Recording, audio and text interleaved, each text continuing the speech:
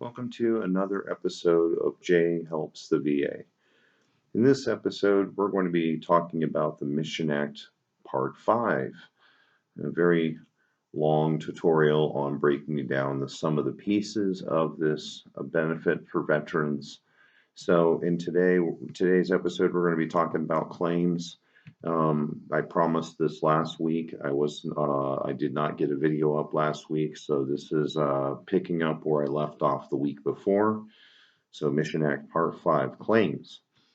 So there's two types of care: unauthorized care and authorized care. So authorized care means medical and dental that is approved and arranged by the VA to be completed within the community. Now, emergency care can be authorized by the VA in certain circumstances when the VA is notified within 72 hours. Now, authorized care. So we're going to just break that into its pieces, and then we'll talk about some unauthorized care. So there's three routes to file claims for authorized care. The first one is through a CCN or Community Care Network. You must be part of the network for your region. So basically the claims are being filed with third-party administrators. There's two different ones that the Veterans Administration uses. One's called Tri-West Healthcare Alliance, or Tri-West for short, and then Optum United Healthcare. So those are the two third-party administrators working on the Veterans Administration's behalf to satisfy these community care claims under the Mission Act. Now, there's regions. Now, I'm not too technologically advanced here yet. Perhaps as I go along here, I will use some visual aids besides what's behind me. But the regional map, which shows what part of the country your state lies and where the claims are filed in that region, I don't have to present, but you can source it online. So you just put in Mission Act regions, and it will be the first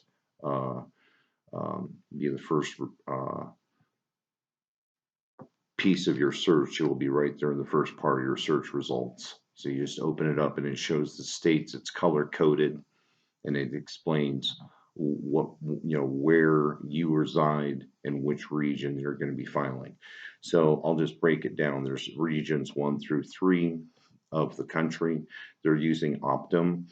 Region 4, they're using Tri-West. Region 4 is like the West Coast. Regions 1, 2, and 3 are like the middle and center and south and east coast of the United States.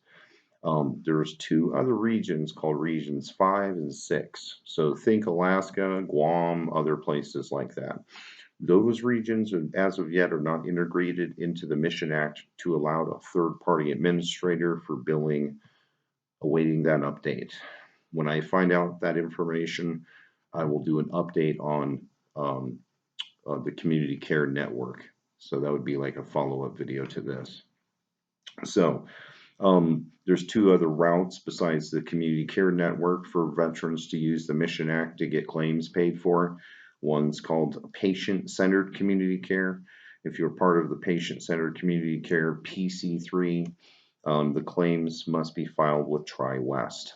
Now, once fully deployed, CCN replaces the PC3, and the PC3 referrals remain intact and valid for the scope and length of the approved referral. So that's when you're using patient-centered community care. Veterans Care Agreement, VCA, that's a local contract. If you have a Veterans Care Agreement established with the Veterans Administration or are not a part of a formal VA network, then you file claims with the Veterans Administration directly. For unauthorized care, so say you have a visit, it's out, you didn't give the VA advance notice. Non-urgent and non-emergent care requires authorization, like I just said, from the VA in advance. Non-authorized claims may get consideration, but those provider claims are going to have to be sent to the VA's centralized claims intake. Okay, so those are authorized care versus unauthorized care, the regions. The only thing I don't have to present to you today is the map of the regions, but like I said, it's easily accessible on a smartphone or another device. to see which region you would reside where these provider claims are being sent. Now, how does a provider send a claim? So you get this bill and the doctor is like not been paid and was supposed to be sent to the VA. Well, more than likely it's because they don't have this information I'm presenting to you, so this is the purpose of this video. So I'm trying to make this one quick, clean, and clear and to the point so you good folks, veterans, be able to get these claims satisfied. I had a veteran today that I was speaking with because, well, in my daytime capacity, I work for the Veterans Administration. He told me about a $9,000 bill that he was getting stuck with, and the whole purpose of that is the the providers just don't know how to submit the claims. So they don't know which region you're in, first of all. If they have that information, then they would know which third-party administrator, Optum or TriWest, to submit the claim. So, well, they have to do it in a certain amount of time, and if they don't know how to do it, or don't have the information, then they aren't going to get across the finish line. So, purpose of this video to get you guys there. So if you've got a bill, you got to get this information to the doc or hospital billing manager, whoever it is that's trying to bill you and hasn't had the Veterans Administration pay for this community claim. So to file the claim, the provider must meet timely filing rules. It's a standardized thing. So they've got 180 days from the date of service when you were seen, or the date of discharge from the visit, the hospital visit, whatever it is. So 180 days, they got 6 months. So they got to be quick. Requirements: the provider needs to submit the claim. They need the veteran's social security number, or they need the veteran's integrated control number on the approved referral. So it's like a number that's embedded on the approved referral, but if they're using the veteran's integrated control number versus the SSN. They also need the approved referral number. Very key piece of information. This is the part that everybody gets stymied on. If the provider doesn't know what network you are, they don't know if it's Optum or if it's TriWest. Secondly, if they don't have this approval number, which you got from your primary that said, yep, we're going to send you in the community. If you don't have that number, they don't have that number to get.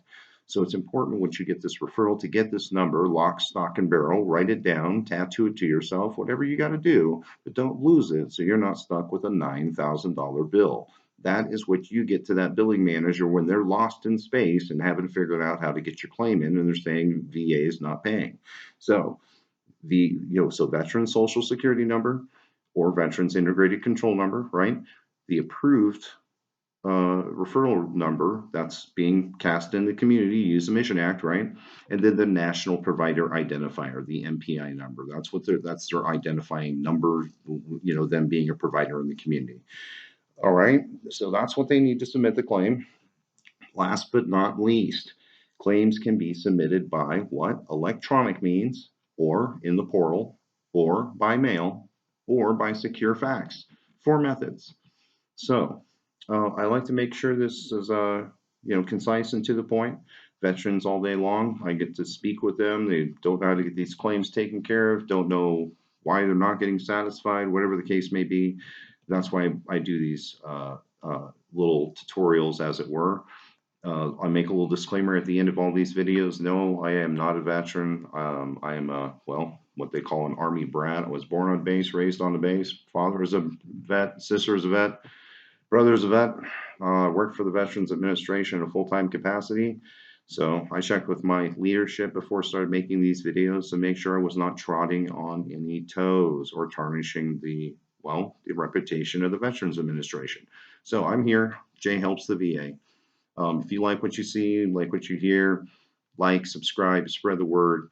I'm also affiliated with what's called the Team River Runners. That's a little sticker behind me, TRR. There's another little sticker behind me. It's like blue on the flag. That's the Veterans on the Road to Recovery using water sports. It's a 501c corporation. Now, I just had our monthly meeting. It's at a rec center, Carmody Rec Center here in the Denver metropolitan area. And that's where veterans, when they're, have a permanent and total, or they've got a different disability, missing limbs, things of that nature, post-traumatic stress, things of that nature, any veteran pretty much, and it doesn't even matter if they have a disability. It's about establishing camaraderie. It's about helping those that do have disabilities get into water sports like kayaking, rafting, stand-up paddle boarding, you name it, fishing, kayaking, whatever it is.